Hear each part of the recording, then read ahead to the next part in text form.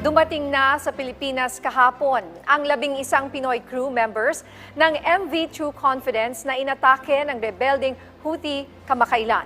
Kabilang sa mga umuwi ang 10 hindi nasaktan na crewmen at isang nagtamo ng minor injuries.